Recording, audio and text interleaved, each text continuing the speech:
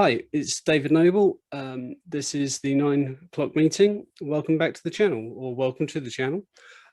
Looking at the podcasts and stuff as a result of Bahrain and various YouTube videos that came out as well, it's very clear that people's opinion of Sebastian Vettel following on the start of the year is supposed to be a new year, of course, a new break,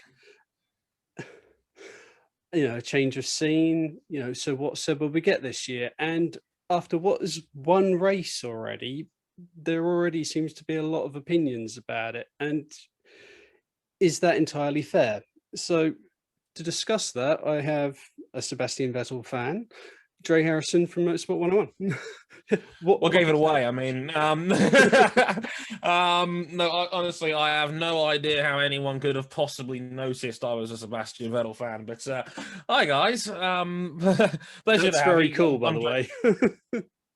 I came prepared. But yeah, I'm Dre Harrison here. You've probably, if you have heard of me, you've heard me from the Motorsport 101 podcast and YouTube channel. You've probably seen me on there. And I tweet relentlessly. I apologize in advance for long, incoherent rambling. But thanks today for having me on. And yeah, I wanted to get myself out there a little bit more. And yeah, why not venture into YouTube a bit more and plunge into the other corners of the internet? But yeah, thanks today for having me on, man. No, it's good to have you here. When I first started thinking about this subject as an idea of what I could do a meeting about,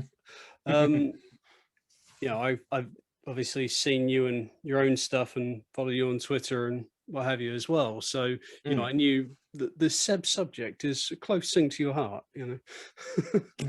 Just a touch.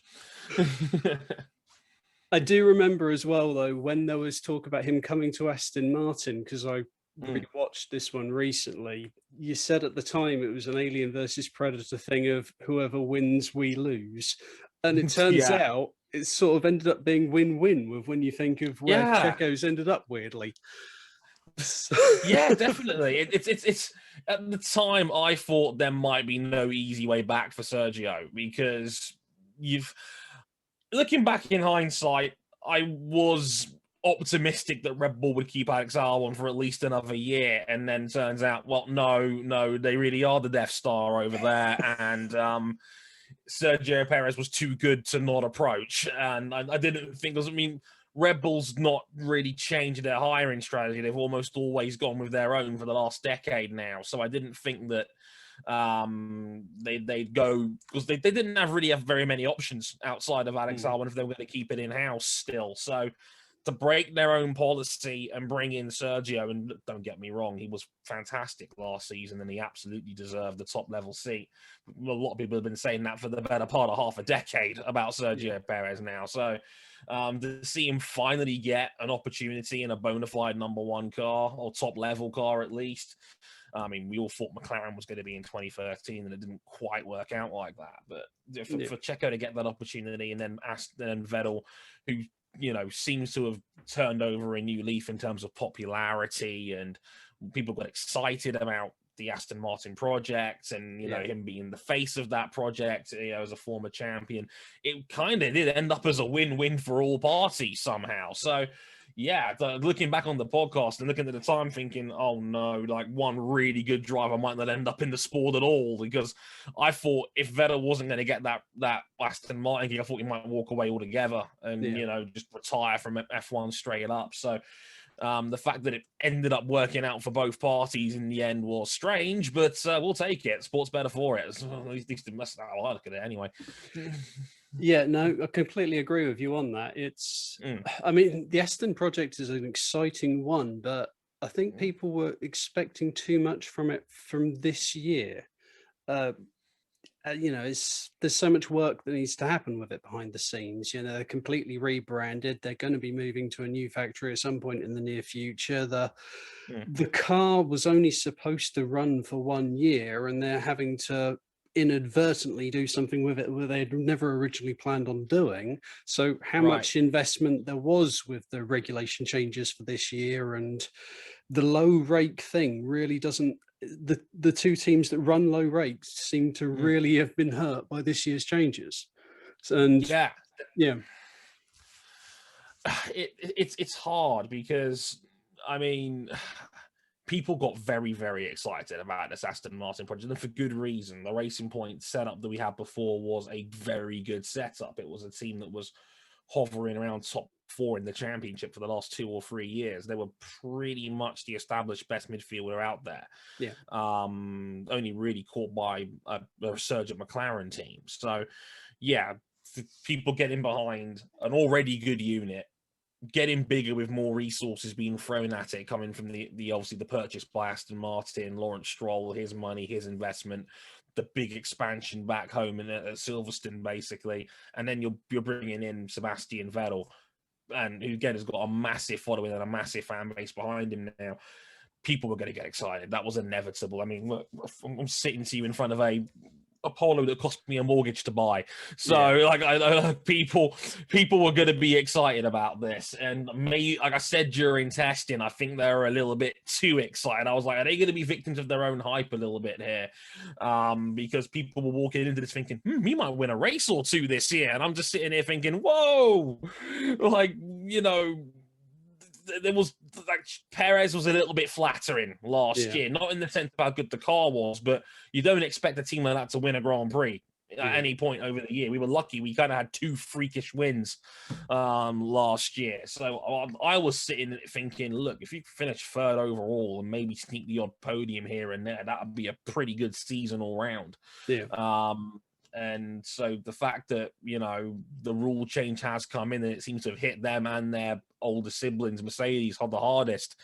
I mean, we saw Otmar, he was hovering around with a laptop during the race weekend and showing anyone that was prepared to listen, guys, it's hit our car the hardest. What can we do about it? And I'm just like, welcome to F1. Sometimes the rule book will bite you in the arse. It's just one of those things that it's unavoidable. So, yeah, I think this first race was certainly a bit of a humbling for them as to where they're really at. It looks like they're going to be probably fighting out for the lower points rather than thinking about the big podium, the big hitting podium finishes that you know, their rivals were getting semi-regularly last year. So, you know, long way to go, of course, and, you know, a lot can change, but if the numbers are anything to go by, then it could be a bit of a grind for Aston Martin this year, especially given what's coming next year.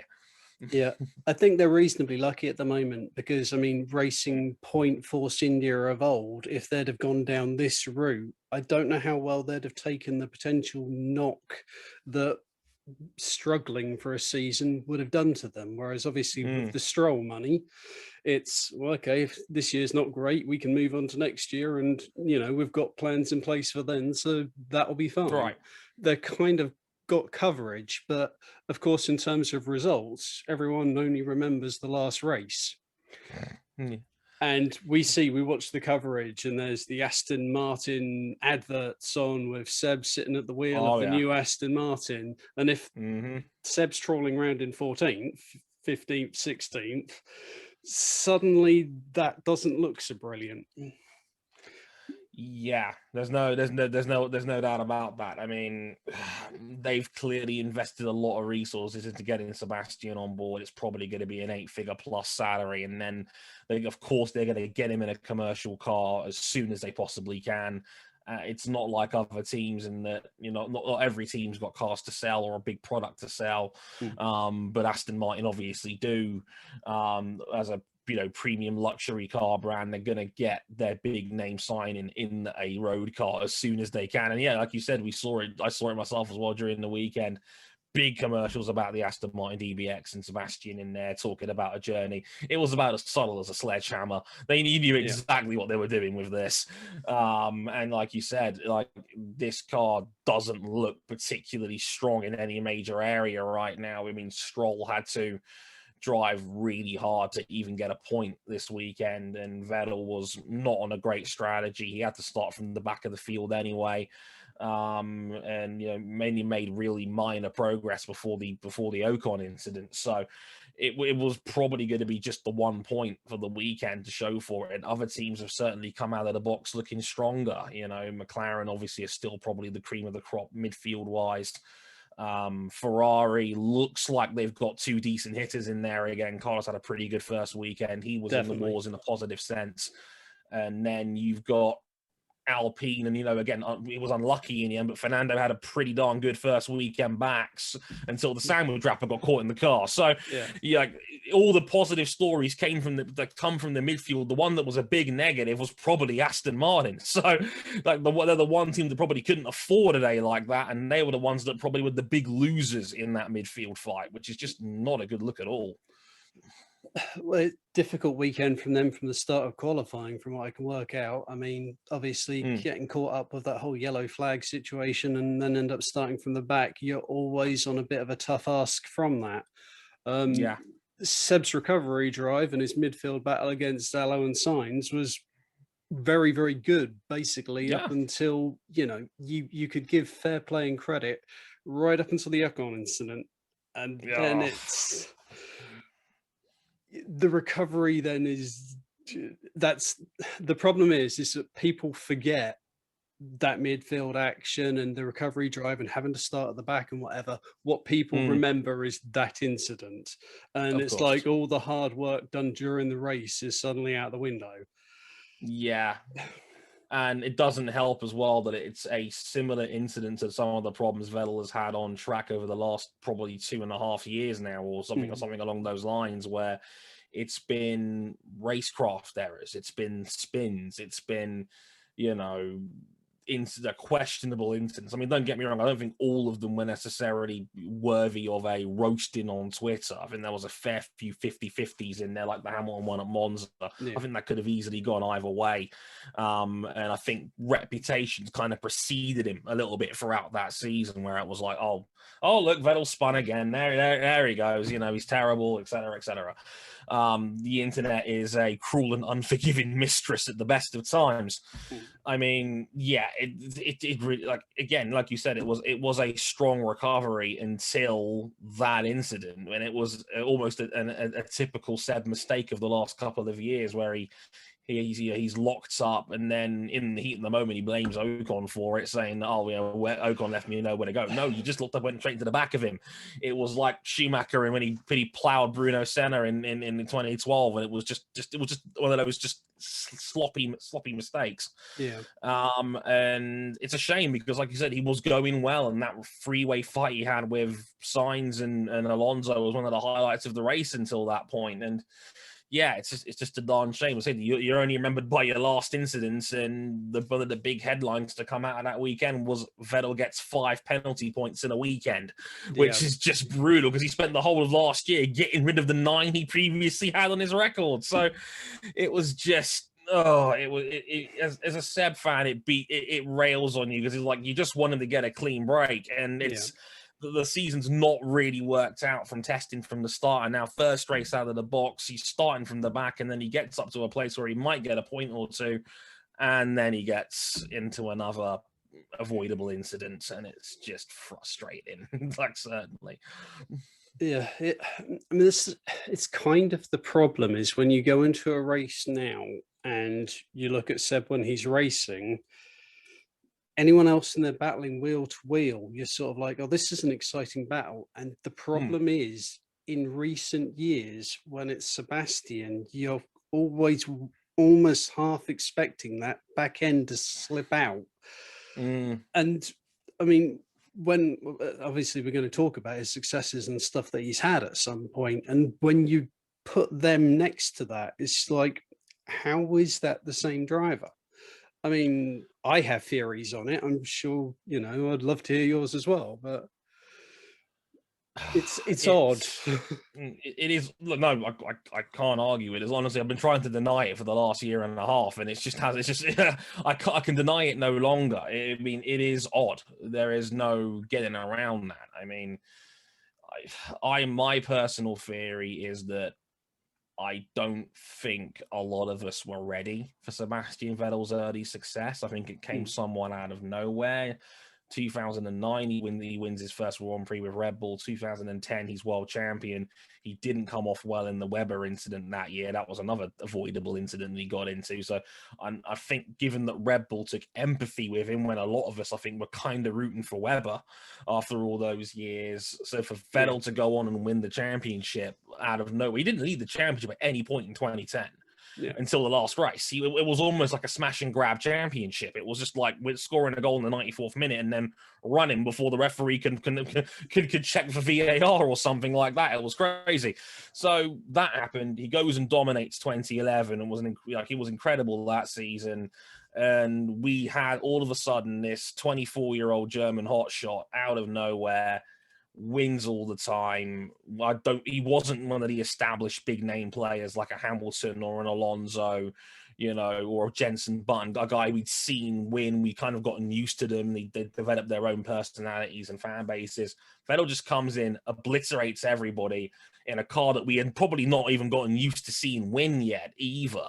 Yeah. Because this was only like year 2 or 3 of Red Bull genuinely being good as a team. They were like the factory playboys for a little while, and then all of a sudden they bring in Adrian Newey and now they're winning out of nowhere. There was a lot of little elements I think we don't like about Formula One: the dominance of one single guy, the fact it was probably a new world champion guy that we probably hadn't warmed to very much. And by the time we got to 2013, we had people like Hamilton saying, "Oh my God, I hope someone else wins. It's getting boring out here."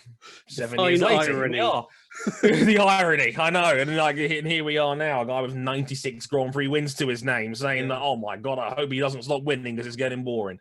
But no, I think the Red Bull era certainly didn't help in this, because I don't think we were ready for it. And then when 2014 happened, when Ricciardo showed up, the first year of the hybrids, Ricciardo comes along, was better than Sebastian that season. I think that was the gotcha that a lot of fans were looking for. I think the people that weren't convinced on how good he was, and that was all the car, and we've had this argument about numerous drivers over the last, 2 decades, at least the 2 decades I've been a fan. Yeah. Like, when the moment he gets to a point where like Ricciardo comes in, beats Sebastian, and he walks off to Ferrari with his tail between his legs, we were all looking at it like, haha, gotcha.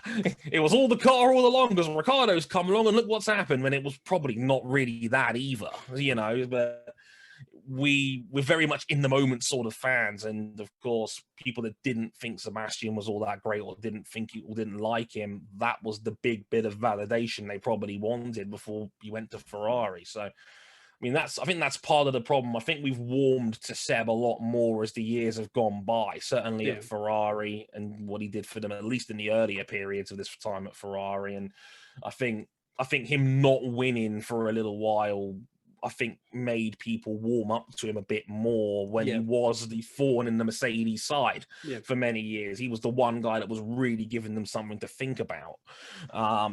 And I think as time has gone on, I think it's enabled people to warm to him a bit more. But I certainly think there was a lot of people that were out to get him from the start, something that we don't normally see with a top-level driver, at least in my experience of watching. So with Seb, it was like when he first came in 2007, I'm like, wow, there's this really quick young kid, he's got serious potential here. And then you see like 2008 at Toro Rosso. I mean, him compared to his teammate, Sebastian Bourdais, is coming in from like America, being like winning 4 straight titles on the bounce. He's a big deal coming into that team. And people don't know who he is now because Seb did such a number on him, and winning in a Toro Rosso. It's just like, so 2009 comes along and I'm suddenly like, there's this really quick kid. He's a good lad. He's got serious potential. He's future world champion. And his first race of the year, he crashes into Kubica and then goes up to Robert and apologizes to him. And I'm like, he's so humble and whatever else. And then through 2010, I'm trying to tell my then partner, now wife, like, he's a good kid. He's got seriously quick. He's future F1 star. And then things like taking Mark Webber out of Turkey happen and his reaction to that. And suddenly it's like the Red Bull thing of backing their star driver and him sort of on screen, at least, becoming across as arrogant, coming across as like knowing he's special and being that. I mean, people joked about, but that wasn't. But the problem is I mean, hesitate to quote Enzo Ferrari, but because I was watching a documentary the other day, and he was sort of saying, like, the one thing Italians will never forgive is success. And when you look at people in general regarding Formula One, it's that same thing. If you get someone who is successful and wins, and people have trouble relating to them, or they find them arrogant or hard work or whatever else. And whether it was Senna, whether it's Prost to a certain extent, whether it's Michael, definitely Michael, Seb, Lewis, all of them, people have trouble warming to them because it's just like, they're winning all the time. In people's minds, they have an idea of what people are like from that 30-second snapshot they see of them celebrating on television, or the heat of the moment bit where they're standing there shaking their fist at someone who they've had an instant with, type thing, so and I mean, I was very guilty of that with Seb during the Red Bull period. A lot of people were. You warmed to him briefly for a minute. He did something at Spa, I can't remember what it was, and it wound us up. And then when Martin Brundle was talking to him on the pit walk, he was like, how's your car, Seb? It's blue with wheels. It's like, Seb, funny. And then he took out Jenson Button in the race. And it's like, Seb, you villain. And yeah. Works both ways, man. And that was the problem with Seb. It's just like, what you hear all the commentators behind the scenes sort of saying how good a bloke he was and how he was this and how he was funny and how he was so humble, but that was never the way he was portrayed on the television. And obviously you can only see what's shown to you. Exactly. And look, if there's one thing we've learned from TV, the way that maybe Netflix has handled the sport with Drive to Survive over the last 3 seasons, like, people will hear whatever story they want to hear, and a lot of people will be convinced by a story that someone's trying to tell. And like, this might be slightly controversial, but at least from the perspective that I had watching the sport in that early period, and this was me growing up, I was 18, 19 years old back in 2010, and I was just starting. I ain't telling you how old I was. A bit more. We'll say 20. But like, he's like, very kind. Like I said, very kind. No, but like I said, like I was coming into my own as a journalist in university at the time, and I was seeing a little bit more about how the media portrayed people, and I don't think people want to admit it now, because I think it's like a Looney Tunes cartoon where your head gets replaced with a lollipop that has the word sucker written on it. But it was the Hamilton and Alonso sport back then. Those were the 2 biggest names in the sport. And Alonso was the established top tier player, had already won his titles at Renault, had gone to McLaren, didn't work out, brought up a Renault team, got away with his involvement in Crashgate, and then he's at Ferrari. And look, that's the biggest name in the business, biggest brand in the business, with one of the biggest names in the business. Yeah. And Alonso had that reputation for being the pound for pound number 1 guy. Even if, again, arrogance, of course he was. Like again, a lot of the top tier dudes are. I don't think that's as big a drawback as some people like to think that it is. Hamilton, lowest common denominator, British sport, British broadcaster, young, handsome, talented young fella, comes in at 23, beats the brakes off everybody and wins a world title. Hamilton got the benefit of the doubt on just about everything in his early career. Like, we loved him, and we still probably love him even more now. I think those were the 2 big players in the sport. Vettel, again, I don't think the media knew quite what to make of Sebastian. Like you said, on one hand, he was funny, he was witty, he had a very British sense of humor. It was joked about that he had grown up watching Little Britain and Monty Python DVDs. I mean, like, again, that was gonna it should have immediately warmed him in front of some of the British fans who love that sort of humor. But then again, like you said, he had the finger wag celebration. People didn't like that. He was on the rougher end of a lot of racing incidents, like again, the Webber incident we mentioned earlier, the Silverstone incident where he was being favored over the front wing upgrade they had. You know, they took Webber's front wing upgrade away, and then what happens? Webber goes on and wins the race. You know, and the famous number 2 driver quote came out. So we all loved that because, again, I think a lot of people were already rooting for Webber, and then he has the plucky underdog win while the favored, pampered, you know, German hotshot that come out of nowhere and all of a sudden the title threat, he's now the enemy.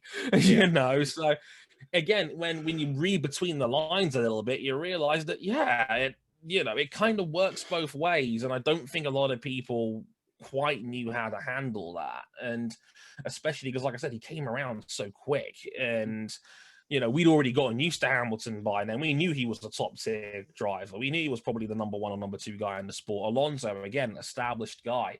You know, Raikkonen to a degree was like that as well with his Ferrari and McLaren runs. We knew what Kimi Raikkonen was. His personality is as obvious as anything. With Vettel, I don't think people quite knew what he was, and I think people don't like what they don't understand or they don't know. So to me, I don't think a lot of people could put their finger on it, ironically speaking. I think again it took quite a while for a lot of folks to realize that, probably years down the line, actually. Well, I mean, sometimes it's only when people aren't winning you get more of a sense of who they are. I mean, the irony is bearing in mind he's the person at the whole Formula One paddock who's on social media and whatever else the least. It's almost like that's come to his advantage, because there's so much positivity on social media about him. But he doesn't, because he's never on there. He's never saying anything stupid that people can like run with. Oh God, yeah. Like, it's kind of a trap. I mean, the most controversial really that Seb's ever really been has been slightly like over the top flirtatious interviews. That's about as bad as it gets. And this was back in 2010, 11, 12, where we probably just didn't care about that sort of thing as much as we do now. If he'd done some of those interviews with Lee McKenzie and Natalie Pinkham now, we probably would be a lot more judgmental, for better or worse. And like you said, I think you're absolutely right in that Twitter and the internet in general is a double-edged sword, where now I think we're a lot more socially aware as an audience. I think we're a lot more intelligent as an audience. I think there is a massive hive mentality on social media where one person leads, a lot of people will follow. It's a lot of these stories will spread like wildfire, and you know, it's very easy to score an own goal on social media with these drivers. We've seen it with even Hamilton 3 years ago with his Instagram and how he was looking at his cousin. That he purged his entire social media after that. That was only 3 years ago. That really wasn't that long ago. So, you know, it can happen to anybody. And, you know, again, it's hard to put, like, again, it's not one way or the other for me. It's somewhere in the middle with a lot of these incidents. And I've written a lot about that intensely in the last, 6 months or so, that it's not easy to judge. And I think you're right. I don't know what caused it, but a lot of people have seemingly really grown very, very close to Seb in the last 2 or 3 years or so. I don't entirely know why. It's certainly not based on ability, because arguably the last 2 or 3 years have been some of the most questionable of his driving ability when it comes to his career. But outside of the car, the interview seemed to be funny. They liked him on Drive to Survive when he was on there last year and this year with season 3. People have been very excited about the Aston Martin move. People want to see him do well again. If you'd have spoken to me about this 10 years ago when I first joined F1 Twitter, and I was getting into constant verbal sparring matches with Hamilton and Alonso fans on a weekly basis, that this is the guy that we one of the most universally liked drivers now in the sport, I'd have called you crazy. So the fact that it's happening now in 2020 is 2021, I should say, is wild. That how much things have turned around, at least on a popularity point in Seb's favor. It's crazy. Well, I think it was possibly you on Twitter a few months ago bringing up, I think, can't remember if it was 2013, but F1 Racing magazine at the time, where they had Sebastian Vettel on the cover with the Darth Vader mask. Oh God, yeah.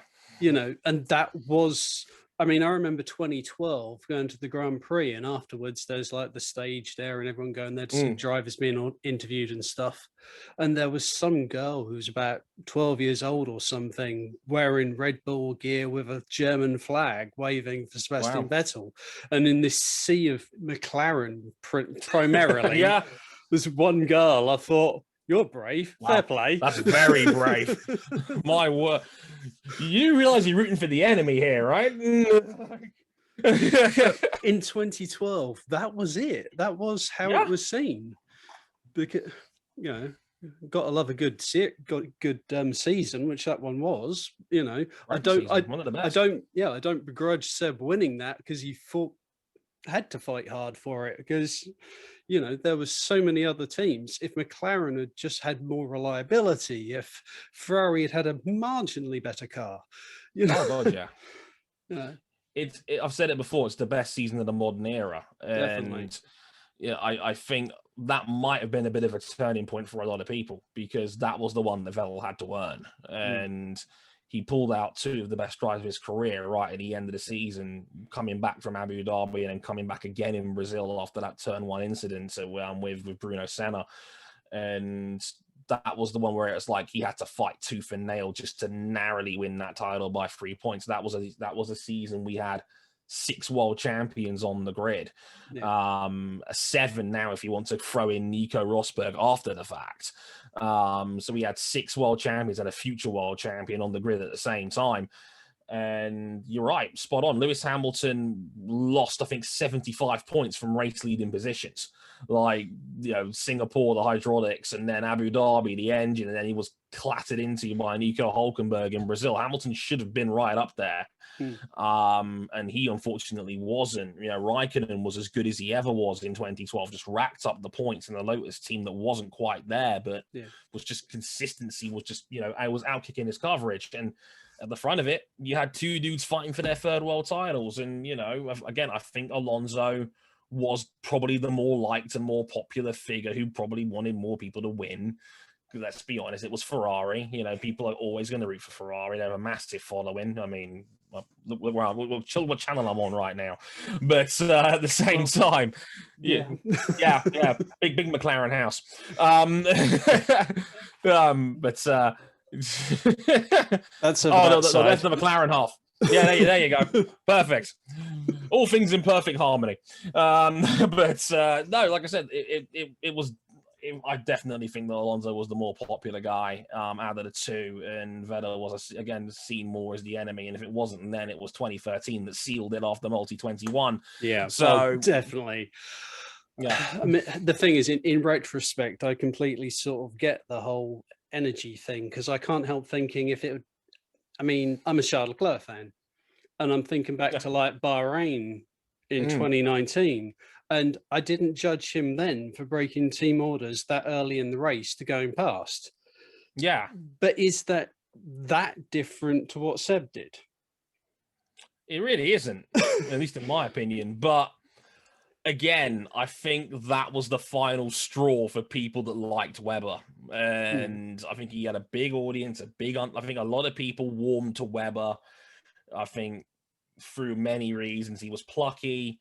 He was a vet. He was a grizzled vet. Did some good things in some, not so great teams in the past. He'd been the guy who was loyal to Red Bull from the very start. And, just when you thought Webber might be able to front a top team, Sebastian comes along. He wins championships. Webber's demoted to a blatant number 2 guy. He turns it into a running joke. We warm to him more for that, and then. Team orders is the biggest stickler. We hate team orders as fans. It's one of the few things we as fans universally agree on. No one really wants to see a race decided by a team in the paddock. No, they want to see it settled on track. And of course, the guy who benefits is always going to get the rough end of that stick. We saw it with Michael, and Michael tried to play it down as best he could, but there was no win in that one. You know, there was even more so given it was Rubens who ended up getting nailed, and everybody loved Rubens in the early 2000s. He's the great nice guy of F1, you know, so it was an unwinnable situation. It was the Kobayashi Maru for Formula One situations for those Trekkie heads out there. But, you know, I'm enjoying all the science fiction references, by the way. Good job. I try. I've got a whole bag full of them later. Don't worry. But no, like I said, it was an unwinnable situation. And like, I always, my argument at the time was always, so let me get this straight. You don't like team orders, but then you also want to boo the guy who breaks a team orders call.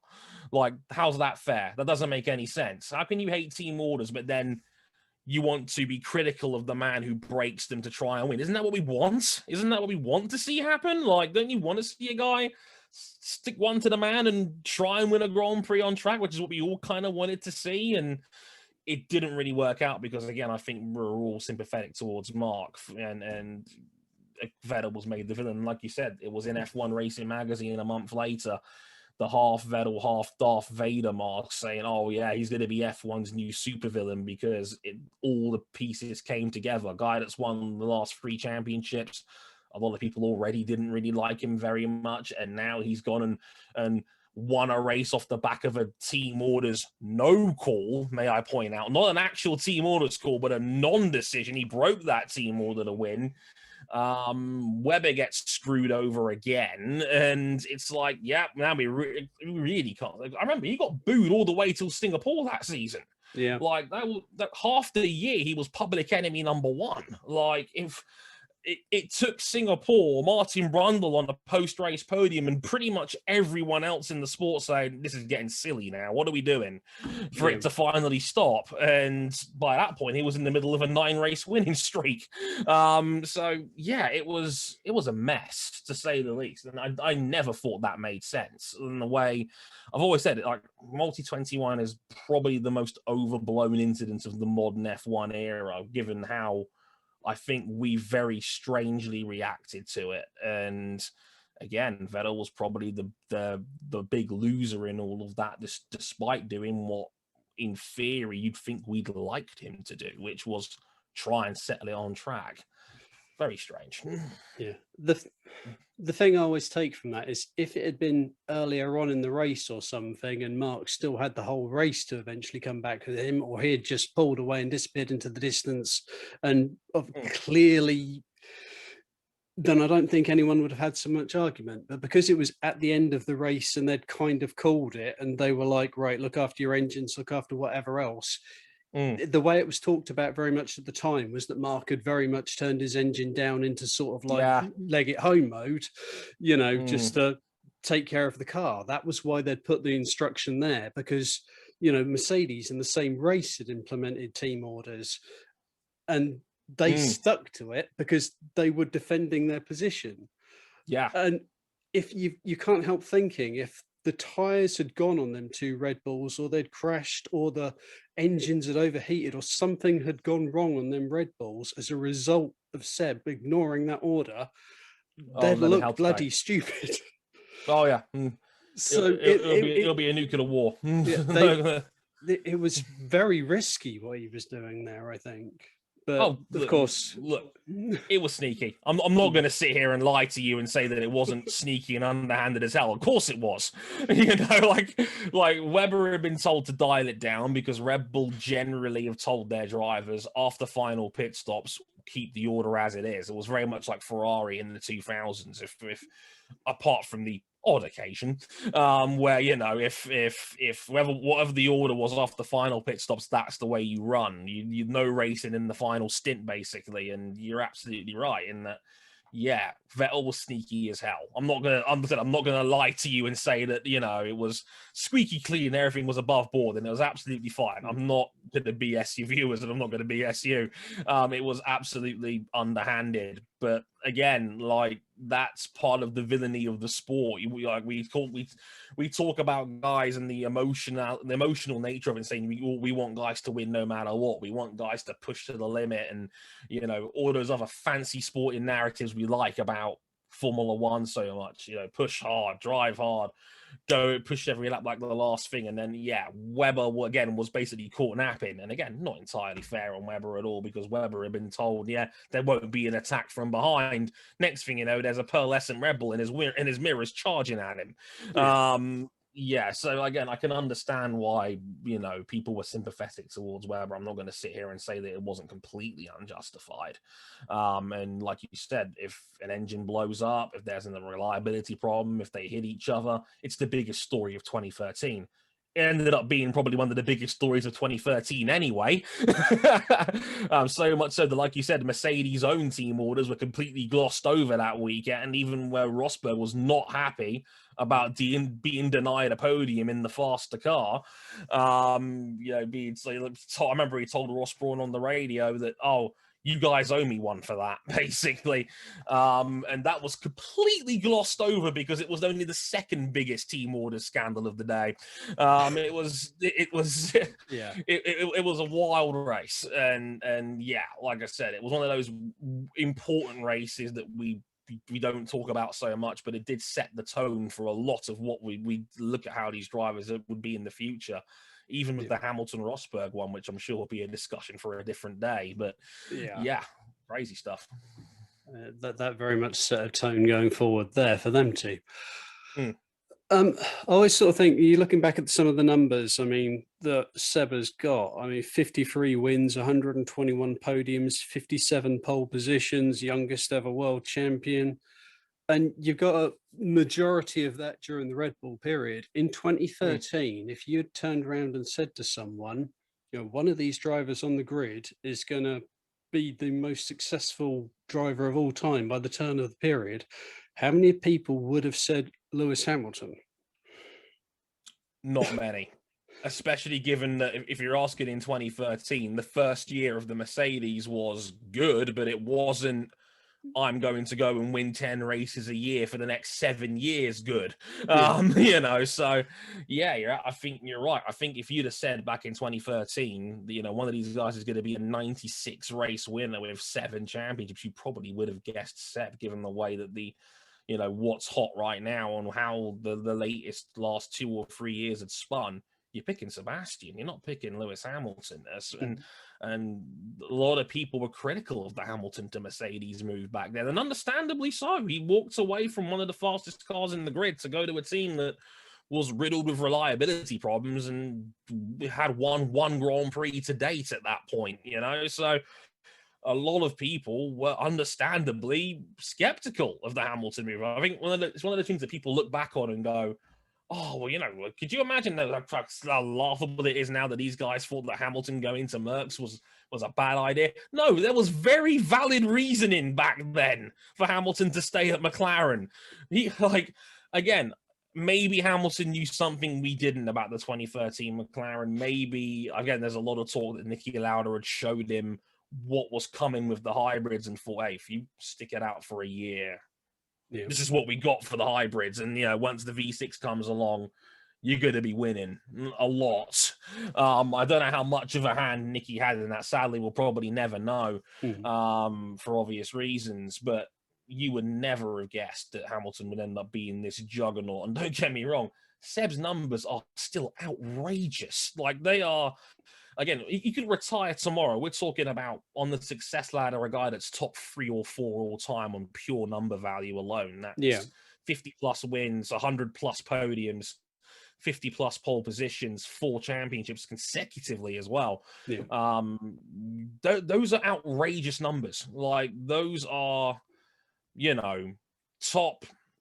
top 3, 4 all time sort of figures. If we're looking purely from a number standpoint, and all the key, I call them the counting stats, the count stats that really matter. You're looking at one of the greatest of all time. I still think you are, to be honest with you, no matter which way you slice it. Maybe not quite as high as the numbers might. Just there's some context to add there, but you're still looking at a guy that's had an unbelievable career by any measure. And it just doesn't feel that way because of the context of what's on track. I have a theory that what has done Seb so much is, if you look at Lewis, whatever rule changes or whatever spec kind of car he's had to drive in Formula One, he's always managed to get results out of it. Mm. But Seb, to me, during the whole hybrid period, not because of the engine, but because of the car, because of the extra weight they've put on, because not having the double diffuser and the fancy blown exhaust stuff and everything else that they stripped off them, I always think he's struggled with the car since then. I mean, the Ferrari, because now whenever the cars go, they go. You know, the back end steps out, the car's spinning. It's nobody on the grid is stopping that car from going losing the back end on it. Whereas Seb's strength was always being able to manipulate the rear on the cars previously. Yeah, so definitely. No car in the last 6 or so seasons has ever really suited his driving style. And I don't think he's ever really been able to work around that. And it was always, well, Ferrari haven't been able to give him the car that suits him. And I just genuinely don't think this style of car, the size of them, the way the aero on them is designed, and how twitchy that rear end is when it goes, just ever really, he ever really managed to get on top of that or adapted. Yeah, there's definitely something to that. I mean, again, not every hybrid era season has been a disaster. Quite the opposite. I think he's had 2 or 3 really good ones. I think, especially where Ferrari probably wasn't perceived as a title contender out of the box. 15, 17, I would say, were great seasons, objectively great seasons, where he was a driver of the year candidate, even though he didn't win the championship. He was still the first guy to even beat a Merckx in the drivers' championship, and that was like the first step into taking Merckx down a peg a little bit. But no, I think overall you're right. I think some of it is Ferrari, maybe a little bit of Ferrari arrogance, thinking, you know what, just get in the car and drive, Seb. We know better than you. You know, we think we can win with this team and win with this car. Because let's be honest, Ferrari have done some objectively questionable things in the way they've handled their team in the last 2 or 3 years. So I don't want to pin this all on one factor. Seb's definitely got a little bit to answer for, certainly in the last couple of seasons. I think you're right. I think there is definitely something to his driving style and making that rear dance where he wants it to, and he did that a lot easier with a less powerful, much lighter car. I think slamming 1,000 horsepower in these hybrids and then having these big, heavier cars doesn't help with that. You probably want it to be a bit more stable compared to what it was when it was just light and nimble and generating so much downforce like we got in the V8 era. So I think there's definitely something to that. You know, I'm not going to pin it all on Sebastian either, because I think a lot of it is also the team and this development and what it's done with it. And if I'm being a little bit honest here, I think Ferrari looked at the shiny hood ornament in the corner of Charles Leclerc and thought, ooh, you know, we've got something new and exciting, and he's really, really good. And don't get me wrong, a lot of that is justified. He's a fantastic driver and a fantastic talent. And, you know, Ferrari didn't even give 5-year extensions to Michael Schumacher, let alone Charles Leclerc. So they clearly think this is the guy to build the team around going forward. And I think they're more than entitled and justified in thinking that. But you know, I think you're right. Overall, I don't think Seb has been one of the better hitters of this hybrid era, especially in the last couple of years. Yeah, the way it felt to me sort of at the end is I don't have a problem exactly with Sebastian and Ferrari going their separate ways. It was just the way it happened.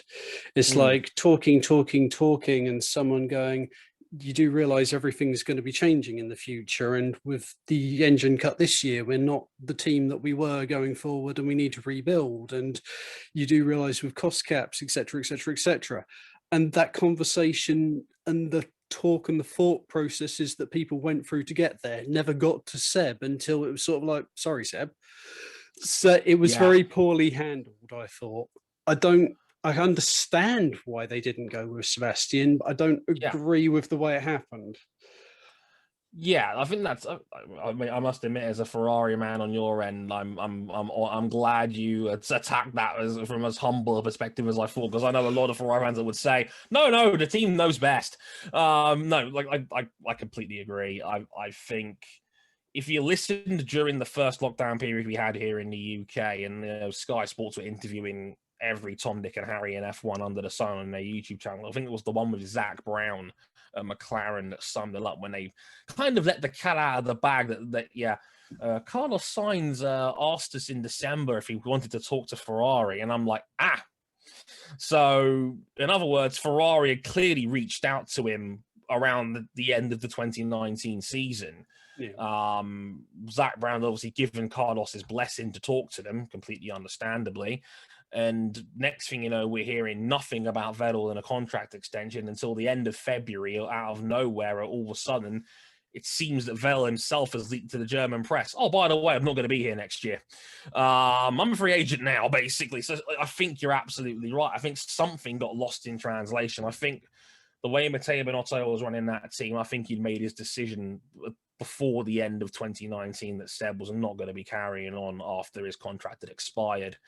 At the end of 2020, I think they had already said, look, we're going to rebuild the team. We're taking it in a different direction. And look, I'm not saying that it was a unjustified move. Carlos Sainz is an excellent driver, has been for a long time, and another guy that if you'd have put him in a top tier seat, I wouldn't have argued with you. I think he's a very good driver, done great work in with what the artists now known as AlphaTauri, and whatnot. So I think Ferrari's got as good a driver lineup now as anybody in the field. Like, it's a very, very good driver lineup, and if anything, it puts more focus on them developing a car that's worthy of their success, because they've got as good a driver pairing as anyone. Maybe only Red Bull, or maybe McLaren might have a driver lineup on that level on paper. So they've got two big hitters in their team. They've hedged their bets a little bit with Carlos, given he's only on a 2-year deal. And I think they're going to be looking at the Mick Schumacher corner very interestingly, in case, Haas is such a dead ringer team right now that it might not even matter, but they're going to want to put Mick in that Ferrari if the opportunity comes and he's halfway decent. Yeah, it writes itself. Like say nepotism all you want. It's a Schumacher in a Ferrari. You'd be foolish not to at least consider it, given the marketing power and what Michael brought to the team in the 90s. So, yeah. Look, of course, people are saying all the right words about Mick, that, how he reminds them of his dad, the people that had worked with them both, etc., etc. So, yeah. Big Michael vibes. So see if we can promote and push this as far as possible. Yeah, just slip the note in there just to say, Mick, Ferrari, one day, it all just makes sense. Think of the merchandise sales of a second generation Schumacher driving for a Ferrari. Come on, it writes itself. But like I said, I completely understand why they let Sebastian go. If I was Matteo Binotto at that point, I would have seriously considered it myself, and this isn't coming from me, a hardcore Sebastian fan. I'll be looking at the second car of that team as an anchor lot in 2020 and thinking, it might be the time to pull the trigger on something like that. I get it. I get why Ferrari did it. The way they announced it, the fact that Zach Brown basically let the cat out of the bag, that they basically lied about the whole thing and said, like we were letting Carlos talk at Christmas, but then they didn't reveal anything about Seb's contract until Vettel seemingly leaked it himself. And then when they got to Austria after the pandemic first started, Matteo was claiming it was COVID-19 that was the reason why they cut him. Well, clearly it wasn't, because he was talking to Carlos Sainz in December, and that's what Zach Brown is saying. So the timing doesn't add up, So and you got Vettel unveiling the new car like he's going to be a major part of this team still, and it's like, you do realize he's out of contract at the end of the year, right? Does anybody stop to think about this one?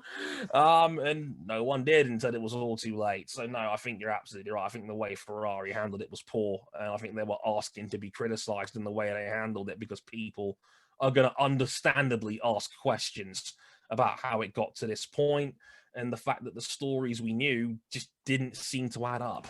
Yeah. Do you think, to a certain extent, with how things have played out over the past few years, that when it comes to Seb doing anything currently at the moment, it's just like if he sneezes, people are going to kind of jump on him a little bit for it? Does he get less sort of room than he might otherwise get?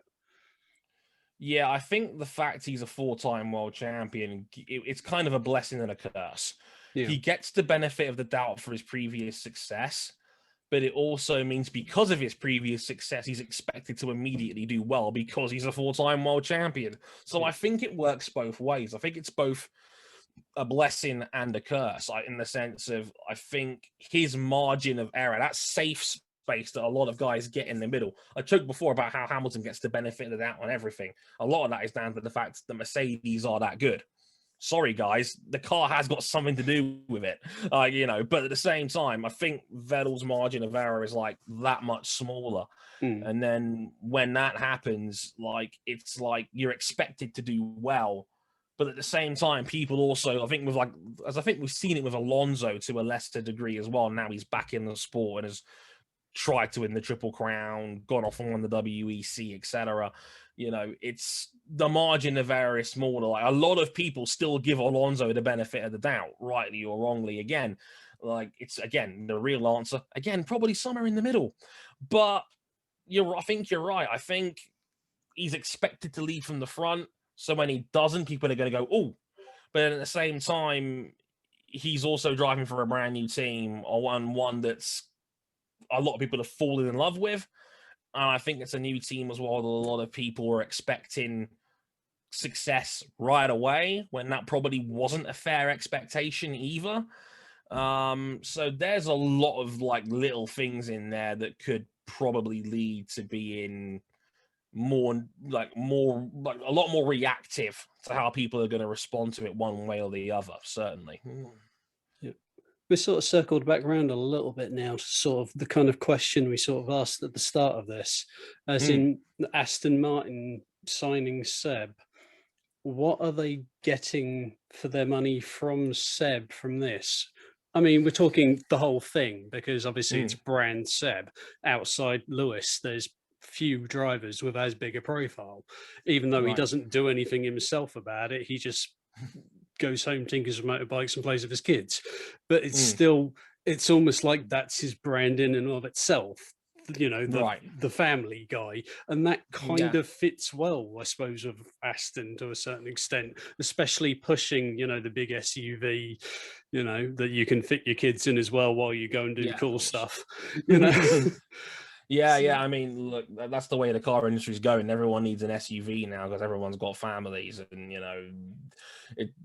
they're a necessary need now. But look, no, it's they wanted a flagship piece like Racing Point and the artist formerly known as Force India over the last decade or so. They've had a lot.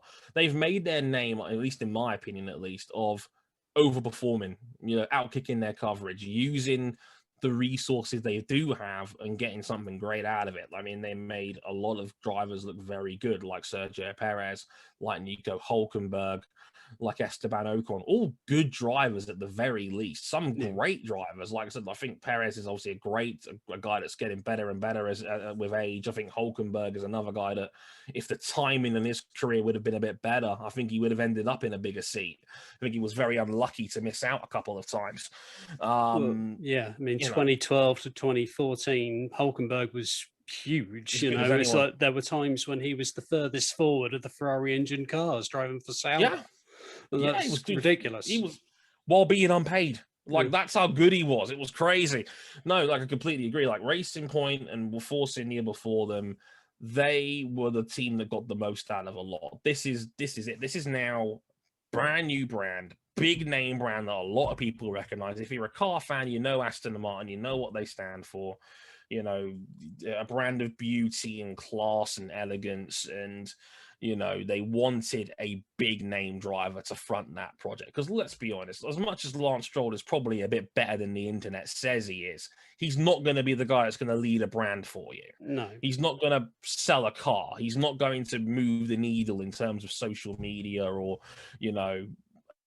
as a face you can recognize. Like Sebastian Vettel is that guy. And again, like you say, it's ironic. The guy that has no social media presence whatsoever is the guy that is now becoming one of the most recognizable names in the sport, and he is the big name. He has the previous success. I mean, all the press releases said it when the deal was first announced. It was 4-time world champion Sebastian Vettel. That was the whole point. We've got a world champion driving for your team. That always turns a few extra heads. And this was a driver of Vettel's ability doesn't come down to a team like theirs very often. More often than not, the opportunity won't come. If you're a good driver in a great seat, you're not coming down the line. Daniel Ricciardo is probably the most recent exception to that because he wanted to get out of Red Bull. And I can think of 40 million reasons why Renault was suddenly more appealing. But, Kimi's a different story entirely. He just, just happy to sit in a car and drive it. It's a hobby. For Kimi, he literally calls it a hobby at this point. It's a $3 million a year hobby. It's fine. Yeah. It's no biggie. You can still tip the waiters. It's fine. Like I said, with Vettel, you're getting proven success. You're getting the hope that he can turn it around and put your brand on the map. He's expected to lead the charge. He's a recognizable name. He's a recognizable face. He's part of the big push for a new brand that wants to sell more road cars, because Aston Martin was not doing well before this pandemic hit. This is a big, risky deal to go into F1. The name is bigger than the sales. Yes. The thing is, when you think what Aston as a brand have had to ditch in terms of their racing program to run the Formula One, I mean, the hypercar entry and the normal GT program all out of the window. So they've thrown everything at this. There's all the cards are in. Yeah. So I completely agree. This is an all or nothing play. Formula One is not cheap. Even with the cost caps, they're still going to be spending north of 100 million a year on this. Seb's salary probably isn't cheap. That's going to be over 10 million a year easily. As you said, they've had to curb a lot of their other motorsport plans, and they're not the only ones. A lot of other big name brands have had to downscale, especially if you're in Germany. A lot of big name brands have had to scale down and focus on where they know they can succeed. And this is a big deal, and there is an element of risk involved in it. So, if they're going to go all in with a guy that they think that can maybe win them a championship one day. I mean, they've got aspirations. Lawrence Stroll's made it clear he wants to win championships with this team. He thinks he's got the assets to do it. I just hope he hasn't realized he hasn't bitten off more than he can chew, because you're not dealing with any old F1 team. You're dealing with maybe the best F1 team we've ever seen at the front of the field right now, and an energy drink firm that's got money in abundance, and they don't mind throwing 200-300 million a year at it to try and make it stick. Well, the thing I have with Aston Martin is any team that are a customer to a works outfit are always going to struggle.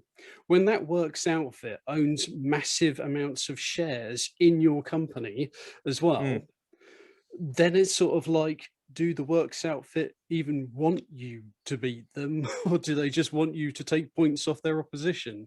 How much call do they have over what you do? Because when the road cars themselves, Aston Martin road cars, have Mercedes engines in them, it's not even just the Formula One cars. You've got to wonder how much influence. I mean, I think Toto even has shares in the Aston Martin Formula One team as well. And Lawrence apparently has some in with Mercedes. So there's so much mix between that lot as to what's going on. I mean, Aston are there as a nice buyout, I suppose, if Mercedes want to get out of Formula One. They have a nice sports brand there who can take over the mantle. Yeah, and let's not forget, Mercs are not even the majority owners of their own team anymore. They're only 1/3 partners now, with Toto as an individual, and then Ineos that have come in and become their new title sponsor. So it is like I've said it on previews, I've said it on video a couple of times now. Mercs and what they've doing, it still sounds a bit like an exit plan to me, in case the new rules don't go their way, because Mercs, there's not much more for them to do in Formula One. They've won 7 consecutive double championships, and they're favorite to do it again for number 8 this year. Hamilton is in the twilight of his career. He's 37 in January. he's not got very many years left. He might even say, you know what, I've got the last major count and stat in the book, you know, potentially at the end of the year. Fingers crossed he has to work a little bit harder for it if he gets there. But, you know, at that point, he's got everything you could have as a world champion. You're looking at statistically the greatest driver ever. I mean, we probably already are, but the 8th world title would absolutely seal that. Yeah. He could easily retire at the end of the year, and it would not surprise me at all. So, like, there's no guarantee that even if they promote George Russell or bring in whoever, there's no guarantee Mercs are going to automatically walk into 2022 and win. Yeah. So if you're spending all that money and throwing all that resources at it and you're only going to end up in the midfield, you might question your participation in this. And you've got a big name brand like Ineos that might want to throw even more weight at this team, maybe take it over. Who knows? And like I said, given that Mercs only owns a third of the team now, if you were doing that well, why would you want to sell assets of your own team? That's what I've always found confusing. So you're like, you know, they've got get out of jail free cards. Is basically that's how I basically like to look at it, and they could easily do something about it if they wanted to. Well, that's the thing is, where do they go from here? Because when you've got that level of success, if you had a shocking year and finished second, that's a disaster. Oh, God, yeah. I mean,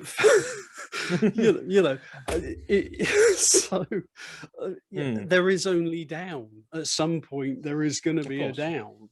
So they are going to, especially when the world's changing and they're looking at different power plants and, you know, we are struggling with a little bit of a recession and what have you because of the whole COVID thing having a knock-on effect. There's a lot of reasons why Mercedes might decide to leave Formula One and investigate other things. There's not a lot of reasons for them to necessarily stay because it's not like they can win anything else or improve their reputation anymore. And if they leave by their own admission, having won loads of championships and not been beaten, that's a hell of a claim.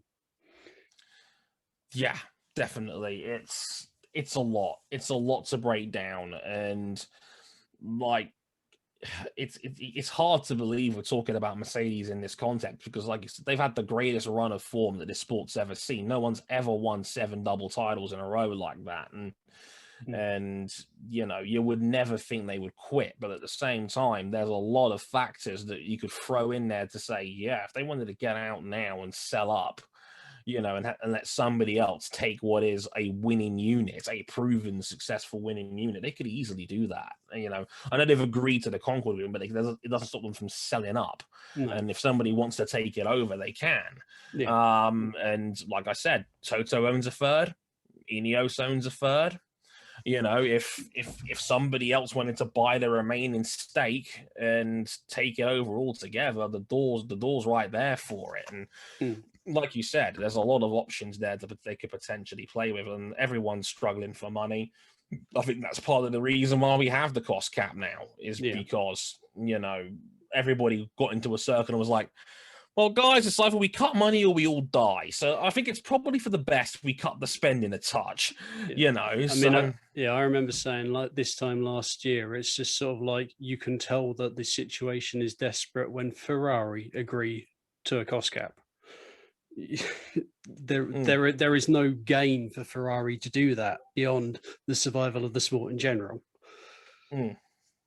So yeah, you're absolutely right. It's just, if Ferrari are having to move assets over to avoid themselves from cutting people, something's gone wrong. And, you know, if they're agreeing to spend only around 100 million a year and even give up some of their wind tunnel possessions if they end up being good, I mean, overall, it's a net positive from a competitive standpoint, because hopefully, if we're lucky, it might bring the field closer together.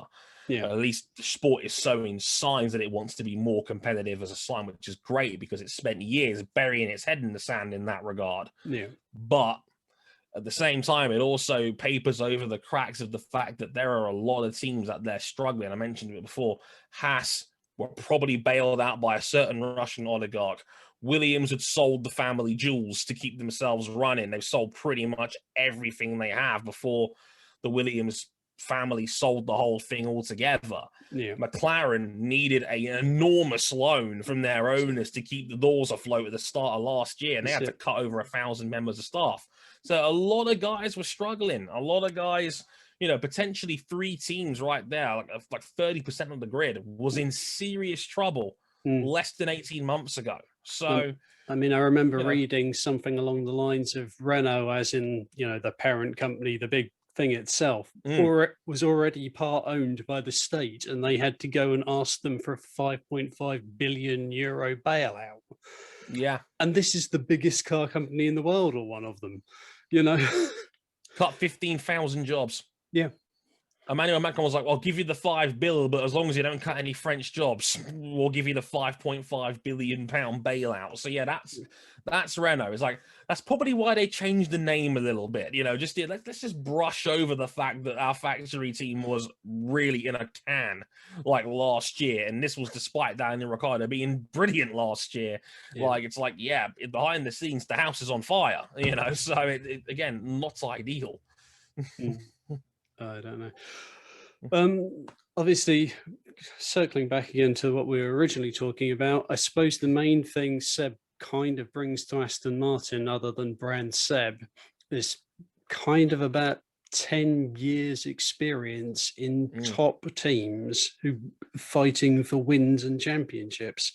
Because obviously Force India, through Racing Point, through Midland, Spiker, Jordan, there is no one in that outfit who has that experience of being in that position. So there's so much operating procedures or practices or just the mentality that him being there can bring to that team. Certainly. I mean, he was one of the big reasons why Red Bull got to where it was. I mean, of course, knew he was a massive factor in that as well, but he was a proven winner. And when Red Bull was built around him, you can't argue it wasn't successful, because it was. He was outstanding in a Red Bull for the majority of his career. He went to Ferrari, and again, he turned it around almost immediately from a team that was nowhere with the Hoover in 2014 to being a car that won its second race out of the box with Vettel on his second race of the team. He won a Grand Prix, and it gave us a little bit of hope. There it is. Ford thing. Yep. Good car if I do say so myself. That's probably one of my favorite looking Ferraris of recent years, to be honest. It's my wallpaper. I get it. I totally get that. No, but I totally see what you mean. And that, look, he's a proven winner. He knew what was able to make his Red Bulls work. You can take that mentality. You can patch that in with other teams. The way Otmar was talking, it was like they had given Sebastian the keys. It was just like, it's your team. We're going to use your feedback. Your driving style isn't as extreme as Checo's. We're going to mold this around you, and we're going to see how this works. And then testing happened. But, they were saying all the right things in the off season. And, you'd think a guy like that, again, proven winner, proven success, the team, when built around him, were proven to be excellent for the most part. So you're bringing that to the table, then that's valuable in itself, especially when you're a team that's been running as a big midfielder, and then wants to take that big next step forward into potentially being, a championship contender. Yeah. Right.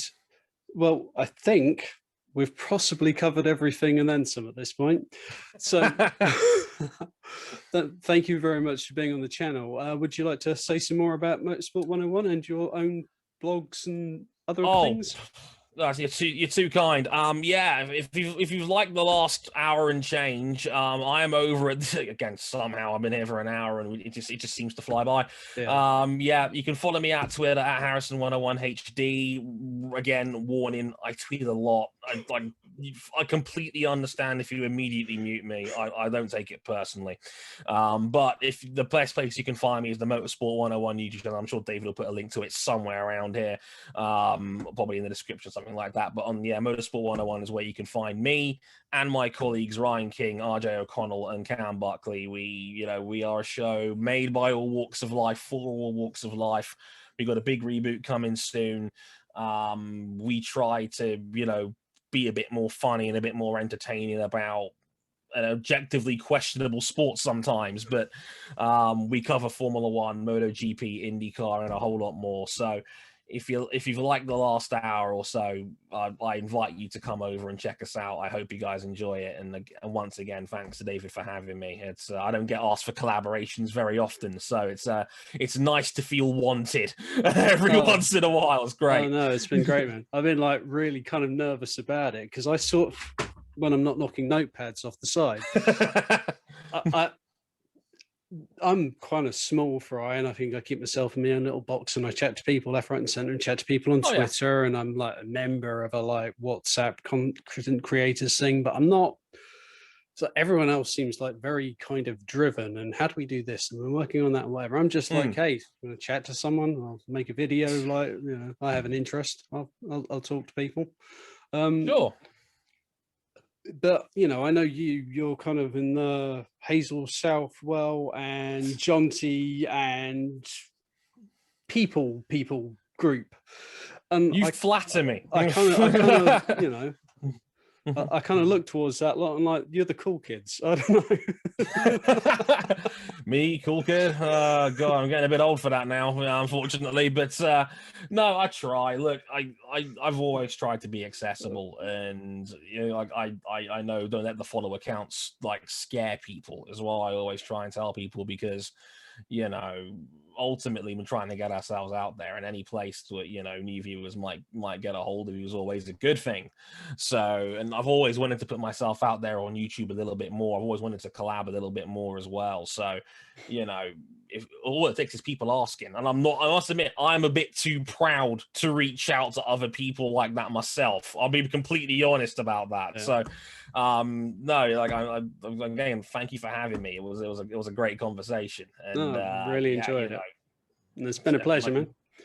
Always a pleasure, my friend. I'm going to say goodbye to people now. So, you know, to Dre, thank you very much for being on the channel. To people at home, thank you for watching, and take care of yourselves, and good night. Bye-bye.